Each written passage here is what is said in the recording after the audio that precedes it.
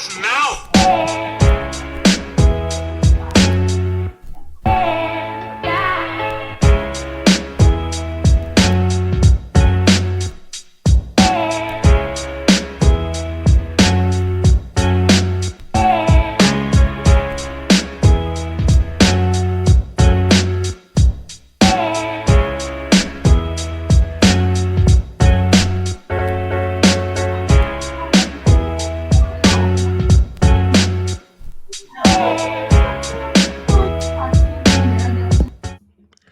Hello, welcome everybody to another episode of the Big Doug and Carmi Show, your one-stop shop for all things Commanders.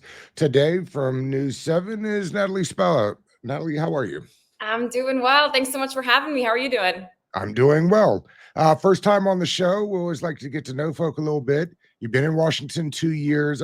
I think sometimes people don't realize that in the industry you're in, it's like a lot of small places to get to the big place.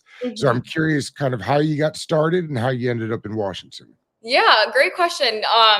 Born and raised in Metro Detroit area, my first station, anyone who's familiar with the news biz, like you said, you got to start small before you work your way up. So my first job was actually in northern Michigan, Traverse City. I'll bring out my hand. That's all the way up top here. Was there for 2 years doing honestly more news than sports. Not a lot of sports going on in northern Michigan, I think you could understand. So started off anchoring a lot of news, a lot of weather actually as well before making the transition to Charleston, South Carolina, which is where I was the following 2 years. So just wrapped up there a year ago. A little more sports, but also it was a lot of news as well. I've spent a lot of time on the anchor desk covering Clemson, USC, the real USC. South Carolina, want to make that clear. Big high school sports state also, so that was kind of our main focus as well. A lot of feature stories in terms of the sports stories that we were covering. But yeah, this was my first big time job in general in the news industry and my first full-time sports job, so it's been nothing but a blessing and I'm super grateful for the last year. Northern Michigan to Charleston couldn't be a bigger change, I'd imagine. 100%. Even just culture alone. And what's cool about Charleston is I think in recent years it's become more so like that destination spot not a lot of people think about, like of where to go if you want to do a quick trip. And I think in just the 2 years that I was there, it's just grown so much, and people that I had no idea really about Charleston moving from Detroit to Charleston. So I was like, hopefully this is a good move in my opinion, but beautiful city. Love the people down there. Different way of life, a little slower. So for all of us that like grew up in big cities, don't know if I'd recommend going there because more than once I was a little aggressive on the roads. Got to get from point A to point B, of course, but no, definitely a great experience. And yeah, I wouldn't trade anything about my time in Charleston because it got me here to DC. They call that a segue. I'll take it. You talk about being aggressive on the roads. Not many places more aggressive on the roads than Washington. How have you found it your first 2 years?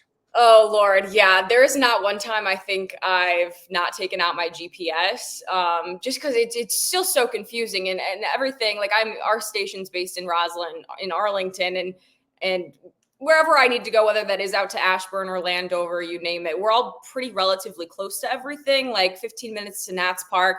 I will still use my GPS wherever I go just because I don't know how you can't. And honestly, if I'm here for 2 more years or 5 more years, I think we'll always be relying on that GPS. But yes, I will say people here, I don't want to call anyone out, but not the best drivers here in DC. And I'm sure you can maybe agree.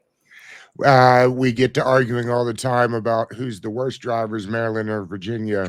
As a former Virginian, I will say Maryland drivers are the worst. Okay, fair enough. And I'm sure anyone from Maryland would be saying the exact opposite for Virginia. Right.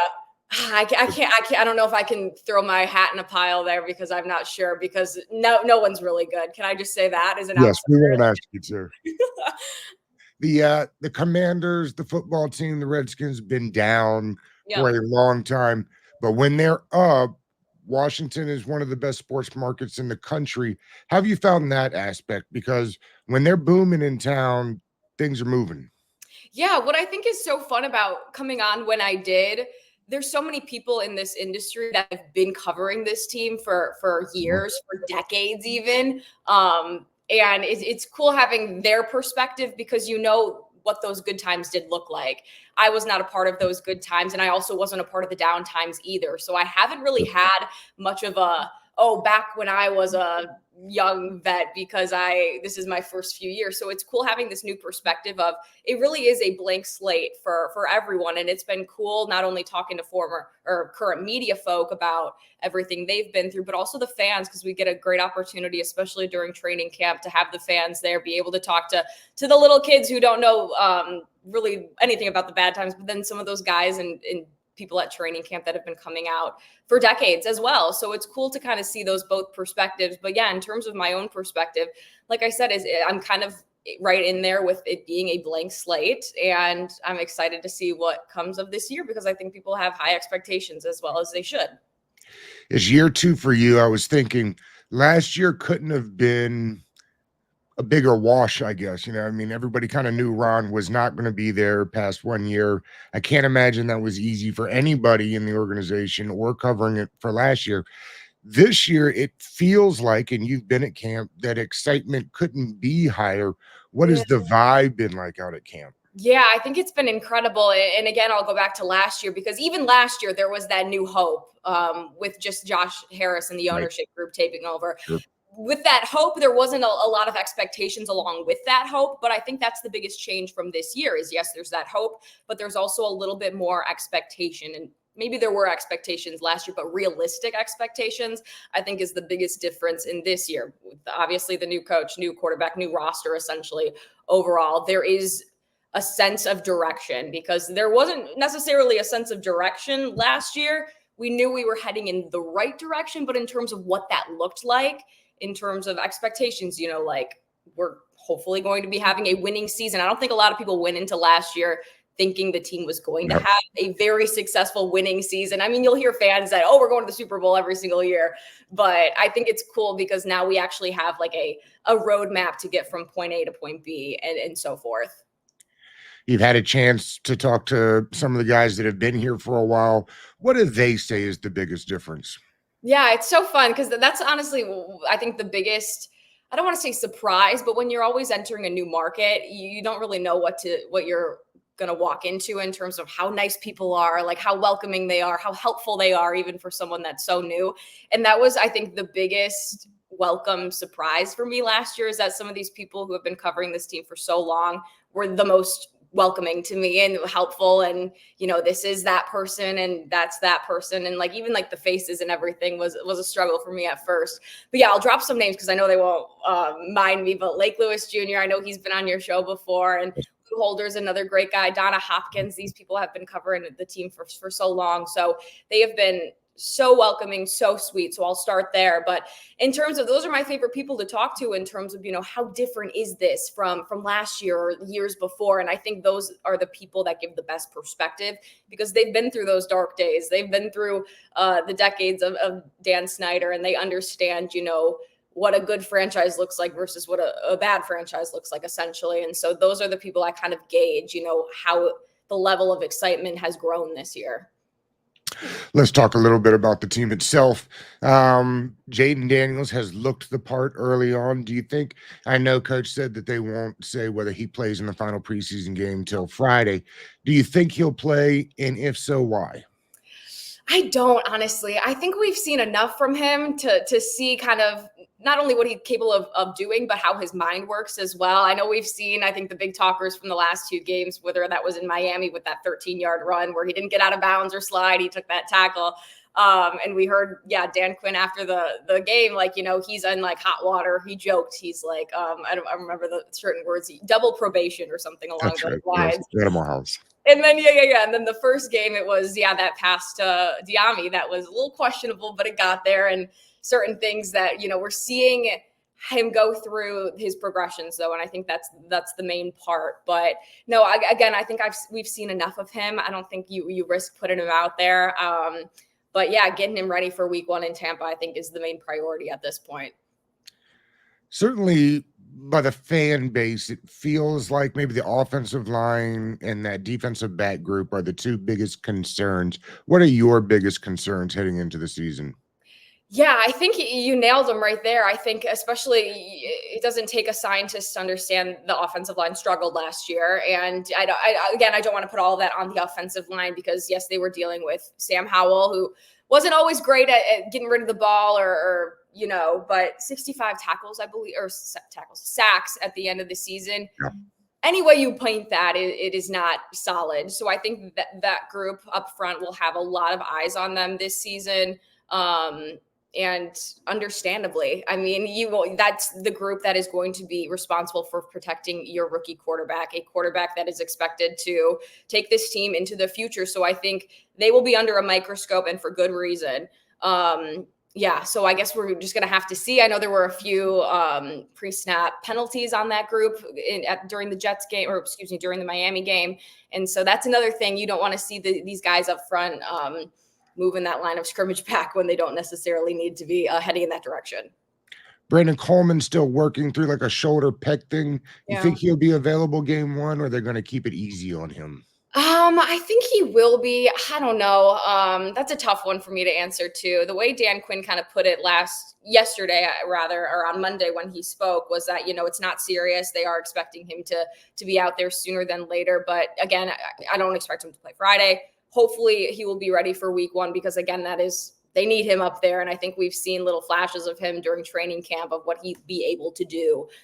So I'm keeping my fingers crossed with him, but I honestly, I do not know. Last night on the podcast, we ran through what we think or imagine the final 53 may look like. I know we're about a week away from cut downs. I've got some players here. I'm curious your thoughts on them. These are kind of guys that we think maybe are right there on that roster bubble. If they keep 4 defensive tackles, then you're looking at Mathis or Ridgeway. If we're picking between the two, which do you think has a better shot of making the team? My heart's gonna go with Ridgeway, just because I know Dan Quinn's history with him, and I know he's been really high on him. I want to pull up my list. Mathis is a guy that I think has been. I don't want to like go in between. Oh, he's on the bubble or he's not on the bubble. But Mathis, fair to say that he is perhaps one of those guys that's on the bubble, and especially since Ridgeway, I think he's been relatively successful in that position so far this season. We haven't really seen a lot from Mathis in terms of his production. I don't know. That's a tough one, but I'm going with Ridgeway. Yeah, it's odd. I mean, Mathis has like that second round designation, but not from the current group, right? So that doesn't probably hold as much weight. I think you're correct on Dan Quinn's familiarity with Ridgeway from the Dallas Cowboys. So I think that'll be an interesting one. A name that I've heard a ton from people that have been out of camp is Castro Fields. The cornerback issue, the last 4 or 5 guys to make the roster. I'm interested in your thoughts on him and what kind of camp he's had. Yeah, see, he's one I haven't really been able to focus too much on, so I don't think I can give you a great perspective on him. But in terms of just the cornerbacks in that room, I guess we can talk a little about Emmanuel Forbes if we don't mind, because he's, I think, he's another guy that's going to be under the microscope, and I think that's the same word that he had used even just a few days ago. This is a prove it year for him. I think 100%. Of course, this isn't the group that had drafted him, but he understands that this is not only a prove it year, but it is also a fresh start. I think he's attacking this year with a lot of confidence. And it's safe to say that we saw times where he faltered last year, and I think that confidence was lacking. But what's so great about this Dan Quinn franchise and coaching staff is that they're giving all of these players so much hope. Like they don't want their lack or their mindset to be the reason why they falter. They are going to give these players so much confidence and instill them with so much confidence that if they do go out there and they make a mistake, it's not because they didn't have the right mindset, if that makes sense. So I think that's a big thing I'm looking at with Emmanuel. And I think that's truly what they've instilled in not only in the cornerback position, but across the board.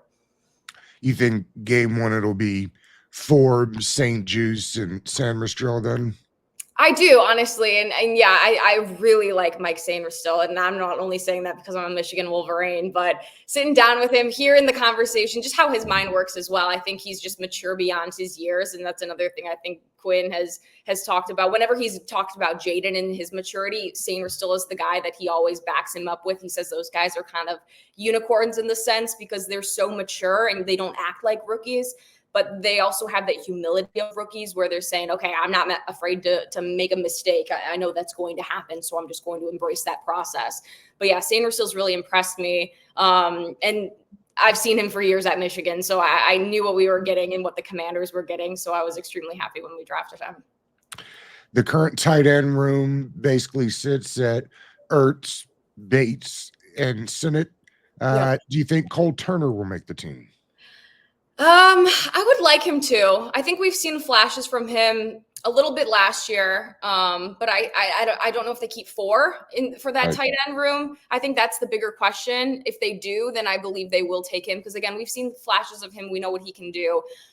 Sinnott is obviously safe being drafted. Ertz, yeah, he's been incredible too. It's fun watching him at practice as well because it's something about just how he operates, whether he's doing drills by himself. He drips veteran, and you can just tell by the way he operates, which is cool. I think, that those veterans that's a whole nother question, but the veteran leadership and the guys that they brought in, so helpful for all these younger guys. But yeah, when it comes to Cole, I'd like to see them, but again, it comes down to just the construction of the roster and how many tight ends they do want to keep. The biggest argument that we had last night on the show was about the safety room. You're talking about the back end there. You're looking at guys like Derek Forrest, Dom Hampton, and a guy that I'm nervous about making the team is a fan favorite, been on the podcast. Jeremy Reeves is fantastic, but does he find his way onto the roster as a guy that really only does special teams? I know that's a tough one as well. I know I wish I had a magic ball to be more intuitive here and really give you something else. But yeah, I don't know. But Jeremy Reeves is one guy I have had the pleasure of speaking with, and he's just a guy you want on your team. You wish you could have 53 players like him in terms of his mentality and how he attacks everything he's going through. So I think that's, the main reason I would love to have him on this roster and in that locker room. But yeah, you mentioned, Forrest and even Dominique Hampton's a guy that I think, drafted this year, rookie, but also so much potential, I think. So that's a guy I'd like to see make it. I don't know if that'll necessarily be the case or if he'll be a practice squad guy, but I'd love to see him out there. But yeah, Reeves, I don't know. That's a tough one too. I wish I could be more helpful. No, it is what it is. We spent a lot of time talking about that last night just because he's been a fan favorite for so long. The thing is, we don't know anything the GM knows right now. That's the thing. I feel like we're going through kind of the draft process again when I do these podcasts. Who's going to take it too? Like no one knows. I don't even know if Adam Peters knows right now. Well, I'll ask you, Magic 8 Ball, one more time. Is the current starting kicker on the team right now? Oh Lord, I don't think so. I really don't. And something about me, I don't know if it's just because I just want people to succeed to their core, but you can't go 2 for 4 in a preseason game and expect to be on the team. And so I think that position will become less murky when teams do dwindle down and there'll be kickers available out there. But yeah, just tough, I don't know how else to wrap my mind around that one, but especially because, Quinn said the prior day I joined practice, 6 for 6, was nailing them from over 50 yards, had hit like a 60-yarder during pregame. So, but none of that matters at the end of the day. You have to go out there when it matters and be able to kick it through the upright. So, and what's so troubling about Patterson is like, he'll hit one to the right and then he'll hit one to the left. I don't know how you kind of justify like even going through that. It's like, oh, come on. So I don't know. That's long story short. No. We all off season, we do a ton of fantasy football on the podcast, and people all over the community and the industry were telling us how much they were looking forward to getting Dotson cheap and having him succeed. It has been one of the bigger storylines that I guess I didn't see coming. Like if you'd have said 2 months ago that was going to be a thing, I would have thought that you were crazy. And yet certainly Quinn hasn't put it to bed. Do we make too much out of whether he's the number 2 receiver, or is it because they plan on playing him in the slot, which then makes him kind of the 3rd receiver? Are we making too big of a deal out of the Jahan Dotson issue? See, I don't think we're making too much of a deal about it just because I think everyone went into the season thinking, all right, Terry's 1 and Dotson's 2. I mean, that's just clear as day. But I think what's been great about this Dan Quinn regime is that he has been stressing competition across every position. I mean, we saw it at the quarterback level as well. He did not give Jaden Daniels that position until Monday. So, I mean, to say, but it is interesting as well because he's like, we're not going to go through whether that's a 1, a 2, a 3, a 4. That doesn't matter. We're going to figure out what guys thrive in what position. We're going to make sure the offense is tailored and what position they're in is tailored to their abilities. But then he also followed it up with, well, Terry's 1. So he's the 1. So it's like, okay, so Terry's 1. We all know that. But then when it comes to 2, 3, and 4, that apparently doesn't matter as much. But, I don't know. That's the thing because, yeah, you watch all the wide receivers at practice and yes, Terry's Terry. No one's going to debate that at all. But you look at who could be those guys that follow up behind him. And Dotson hasn't shown anything specifically that he's above Zacchaeus, that he's above Diami, that he's above any of those guys. And you look at like a rookie like McCaffrey and you see him having potential and seeing his role as well. So in terms of how many receivers they keep, I'm not sure how many, 6 maybe, who knows? But I mean, I don't think it matters at the end of the day. I think we as media want everything to be so in boxes sometimes that we want that wide receiver 2, want that wide receiver 3. To Quinn, I don't think it matters. And he's told that to the media. And I don't think he's just trying to pull the wool over our eyes and anything like that. I genuinely don't think it matters. So we're just going to have to, wait and see. That depth chart will come out and we will see a wide receiver 2 on there eventually. And I think we're going to innately read into it, but I don't think it matters because we're going to see those guys on the field in a position that is tailored to them. A week ago, I could have convinced myself that Mariota wasn't going to make the roster. But after hearing them wax poetically the other day at Quinn's press conference, it feels like he's a lock to stay on the team. Oh, I would agree. And I would agree, or I would say that would have been the case if you asked me, would Mariota be on the roster during day 1 of training camp? I would have said 100% too, just because that relationship he has bonded and made with Daniels has been so invaluable and that's something, I think a little bit we can look at from last year, Sam Howell and Jacoby Brissett. Like those two were 2 peas in a pod in terms of how much Brissett helped Sam in his progressions grow a little bit, mature a little bit. And I think the same can be said about Mariota. And I think what's so helpful about him and Jaden is that they're essentially the same people. I mean, Heisman winners drafted in that number 2 spot. I think it's kind of like incredible how similar they are. And I know Mariota has gone through exactly what Jaden will go through down the road, the ups and the downs. So I think having him not necessarily on the field like Jaden, but in his ear, in the background, helping him through things, I think is so priceless that you don't pass that up. The over-under is 6.5 wins on the season. Are you taking the over or the under? Oh, Lord. Gosh, I really want to take the over. But I don't know. I'm not confident in that either. I want to take the over, though. Maybe. As I side-eye myself. I'm with you. It's when you look at the schedule, sometimes it's hard to get them. I think so, too. And if I could pull up the schedule, I know week 1 off the bat in Tampa is going to be a tough way to start the season. But in terms of down the stretch, I think there are some very winnable games, some great primetime games too that I'm excited for, a good variety. Let's see if I'll walk you through a whole schedule. Yeah. Then maybe we'll see if I get this to over 6. Right. Yep. All right. Buccaneers, I'm going to say no. That's 1. Okay. Giants win. Okay. Bengals, maybe not. Maybe Bengals win. Cardinals win. So that's 2-2, I believe. Browns. Yes, let's go. Yes, that's a win. Okay. Ravens, perhaps no. Panthers, yes. Bears is going to be an interesting one.